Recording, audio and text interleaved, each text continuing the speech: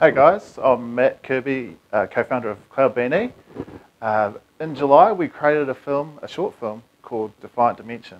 And the thing about this film was it was shot completely in ARKit. We didn't do any shortcuts, it was just Unity and ARKit. First I'm going to show you the film, then I'm going to show you the behind the scenes. But first off, I just want to understand my audience just as well as you guys can understand me. Hands up, those who are game developers. Okay, so about half of you are game developers. Filmmakers, do we have any filmmakers in the audience? No? Students, professionals, what else is the rest of you? All right, we'll keep it a secret, that's fine. But it's good to see a diverse mix. All right, let's crack into it.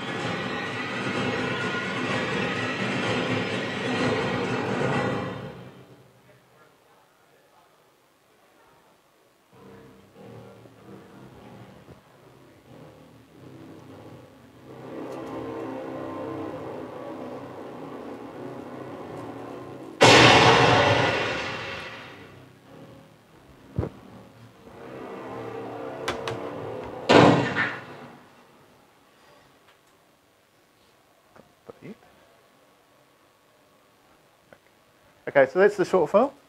That was all shot using Unity and ARKit. Nothing more, nothing less. And we're going to go through how we did that right now.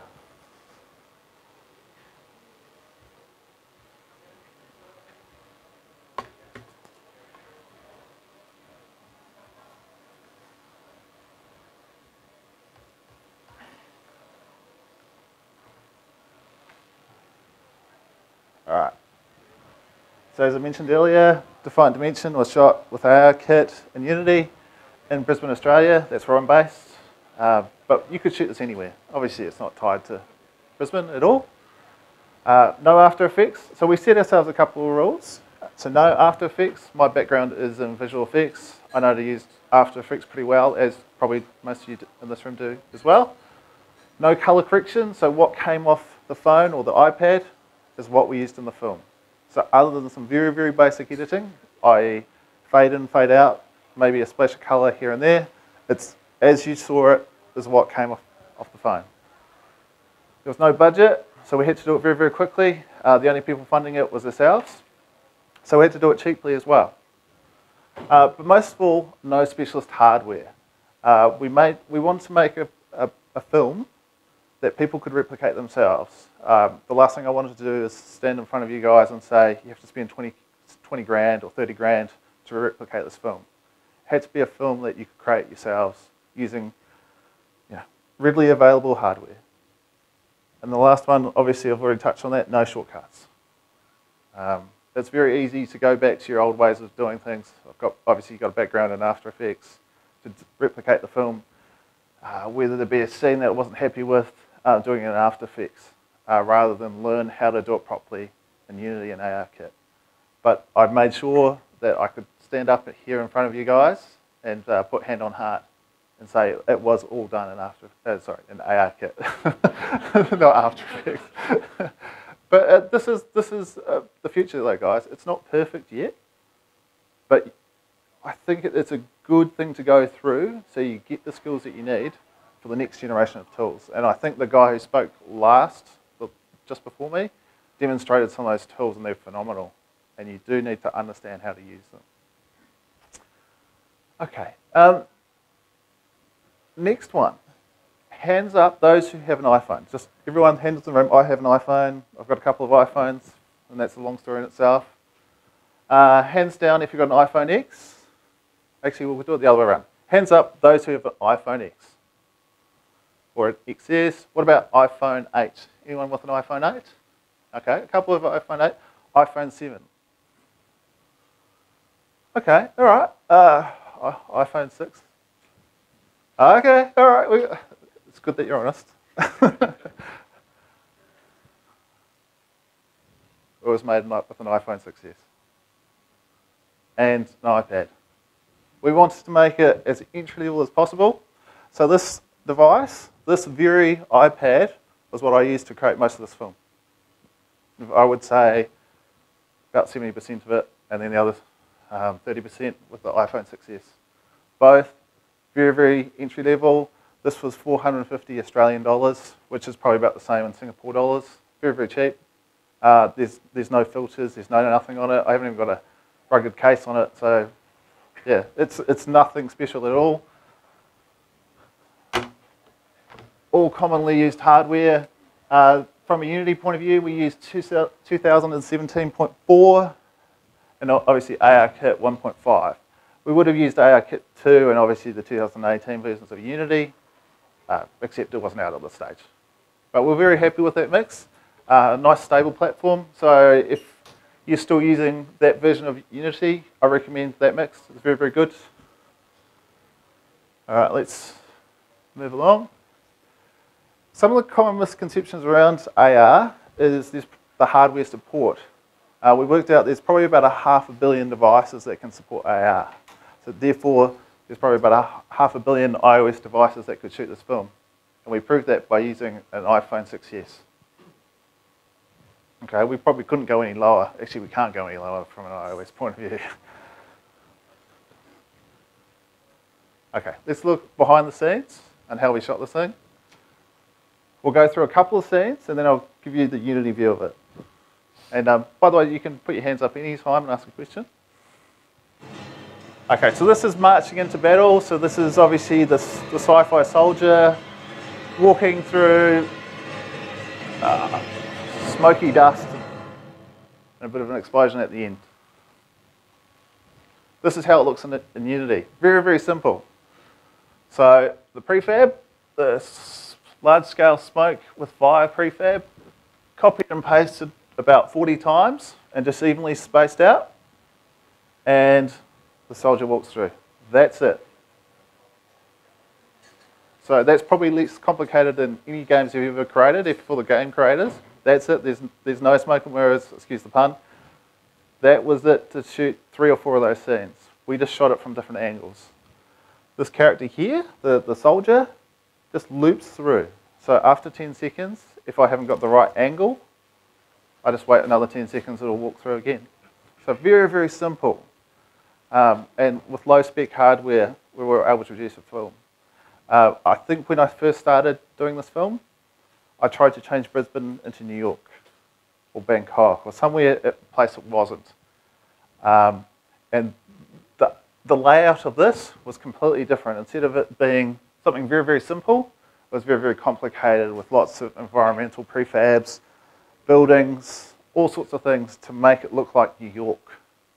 But I soon found out with AR filmmaking, you actually make it look like the place you're shooting it in.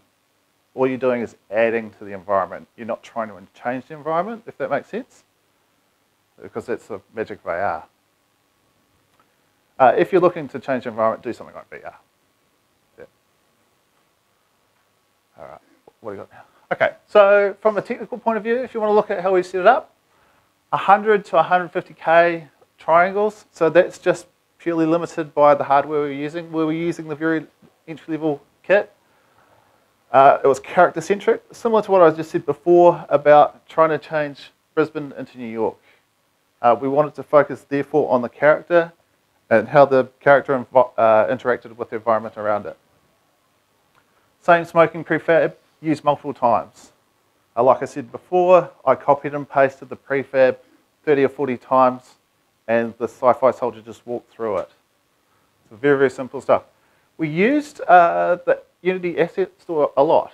Like I mentioned before, there was no budget, therefore I was time constrained. I've got to survive after all. I need to do billable work. So a good way of saving time is spend a little money. So I don't know how much that is off the top of my head, but I would mention about $100 US worth of assets or thereabouts. So not a lot of money. And now I'm standing on the other side of the world talking about the movie. So pretty cheap investment. The large-scale smoke asset was the asset that you saw the sci-fi soldier walking through. The realistic explosion pack, obviously it's the explosion. Whenever you see an explosion, that's from that pack. Earthling 3D model, that is the main character. So that is the sci-fi soldier walking through, and the probe is the big spaceship. And this is all purchased off the asset store. We created none of that. And I think even though we didn't actually create those 3D models, I think it adds an extra dimension, the fact that we didn't. I think if we'd still be in pre-production, if we'd created the 3D models, we'd be umming and ahhing the look and the feel of the 3D assets. There's something said to be actually using someone else's assets. Quicker to market, all that sort of stuff. Okay, next scene. It's drone versus spaceship.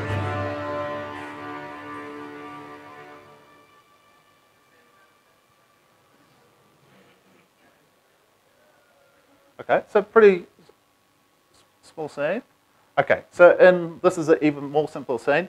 So spaceship remains static, and the only thing moving is the drone. It just loops and loops and loops. So I shot that in multiple backgrounds. So one was a field, one was down by the Brisbane River, and I just shot it from different angles. There was only one file on my iPad which I was playing at any one time, and that was this scene from different angles.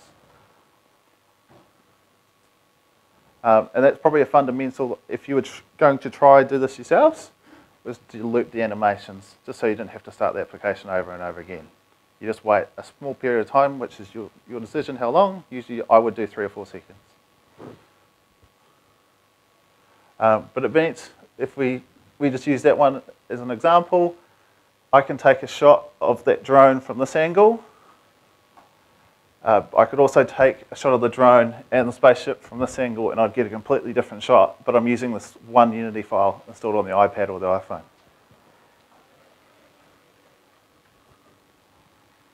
All right, similar sort of setup to the previous scene we were talking about. So 100 to 150K triangle scene count. Again, limited just by the hardware we're using. If we're using iPhone X or the latest Droid, we could probably bump that to 250 or 300. It's just what worked best. Like I mentioned before, the spaceship is static. The only thing that was moving was the drone animation, which was on loop. And we discussed that before, just so I could get different angles, and if I wasn't happy with the shot, just wait 3 seconds or 4 seconds, you can shoot it again. Similar to the gentleman in the background shooting me, he's walking around the room just getting different angles, and the best photo wins. And it's the same thing that applies for this. Okay, so there's no environment prefabs. We were just taking the real world. Again, it changed my philosophy when we first started this movie, where I was trying to make it look like New York instead of Brisbane. I stripped all the environment prefabs out as much as I could. I skipped one, a small amount of visual effects, and that was just the explosion. That's really the only visual effects we used. Everything else was taken from real world. Speaking of explosions, again, these are the assets of the asset stores, which you're free to download. Well, if you pay, you can download them. Realistic explosion pack for the explosions. Earthling 3D model, which is obviously the sci-fi soldier. War collection drone, which is obviously the drone. The probe, which is the spaceship. And diesel punk TV, which is the monitor, for want of a better term, that the sci-fi soldier was watching, seeing his drones blow up. This is a slide I added that I previously hadn't spoken about in Melbourne or in Bangkok, because this is probably the most common question I get post my talks. How do we monetize this thing?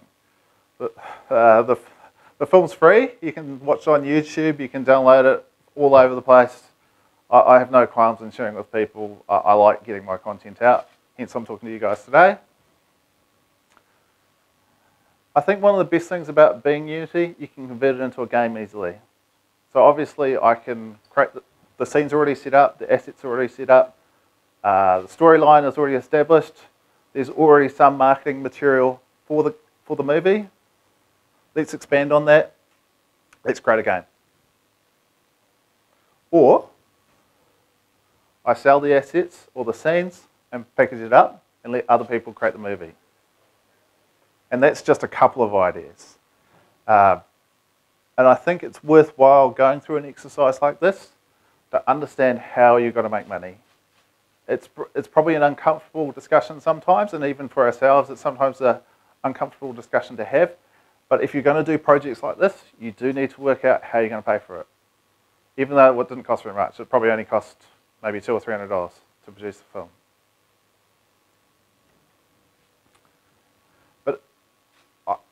I don't think you have to do it for every single project you do, but you've got to eat.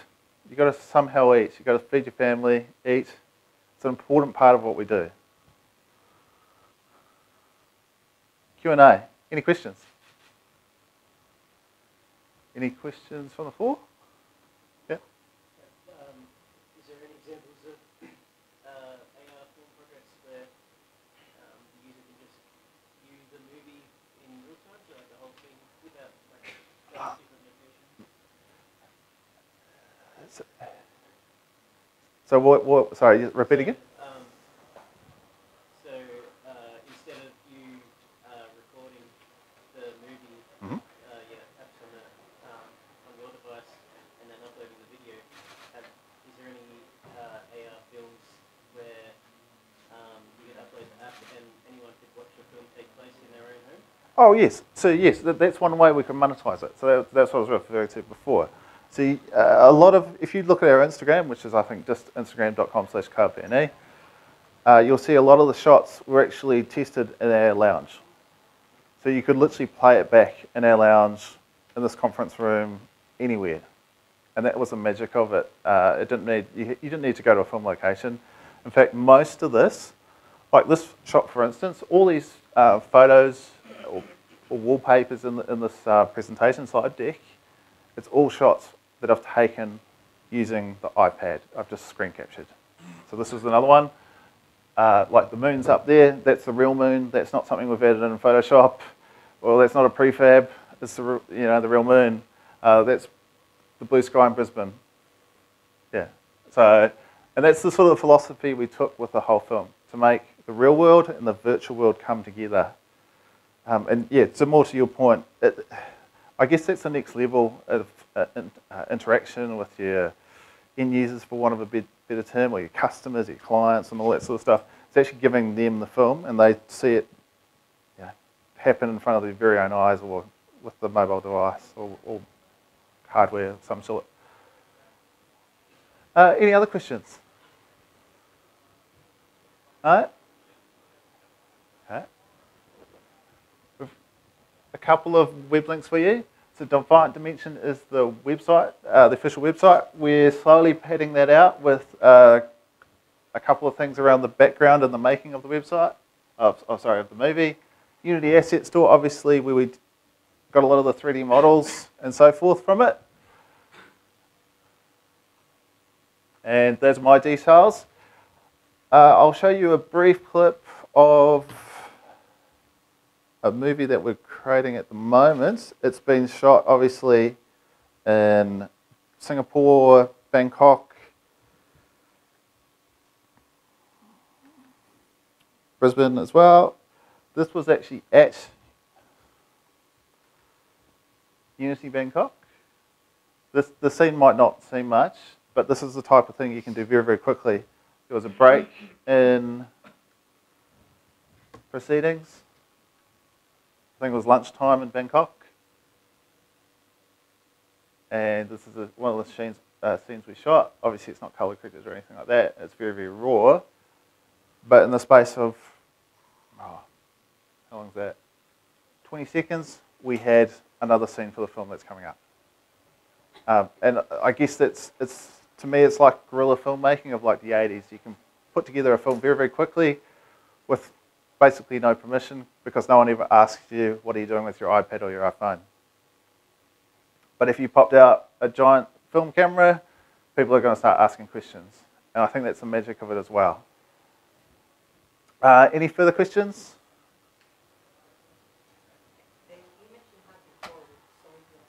Yeah. It is obvious that two things belong to different worlds.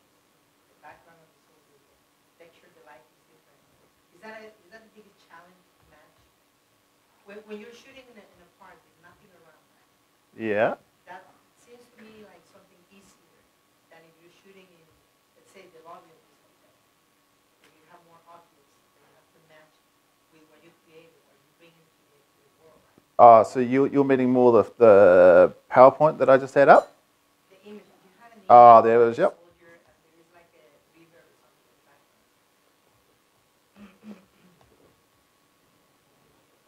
Just before it was a still image. Hang on.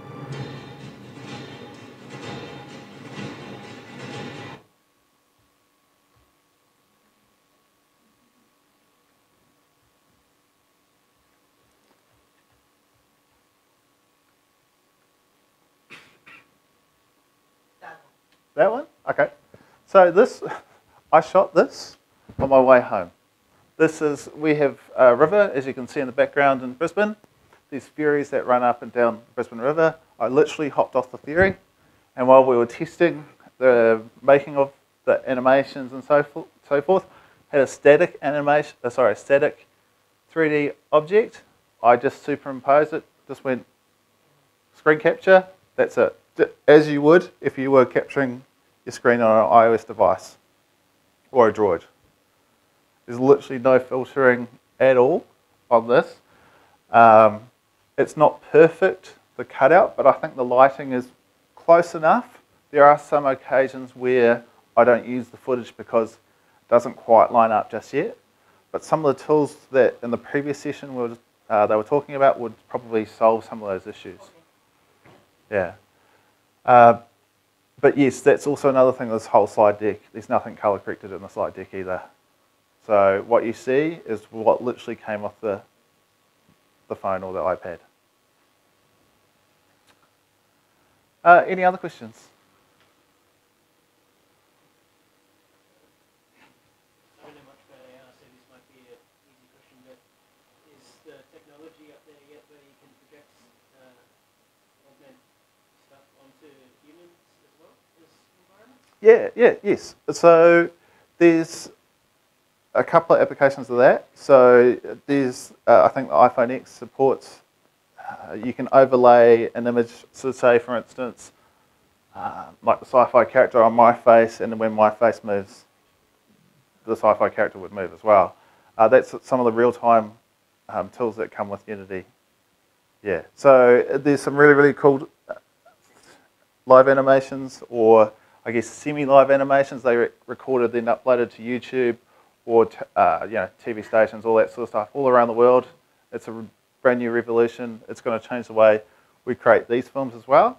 So right now, I obviously shot this using just an iPhone and iPad, but there can be a third or a second person manipulating the 3D objects using another iPad, just like you would create a two-player or a multiplayer video game.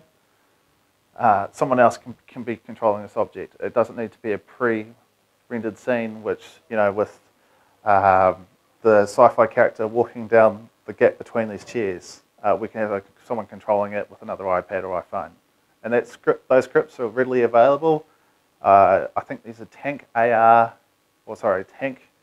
multiplayer demo on the Unity website, or at least on the GitHub. And you could use the same scripting in that to make multiple camera or multiple controller in something like this. Any other questions?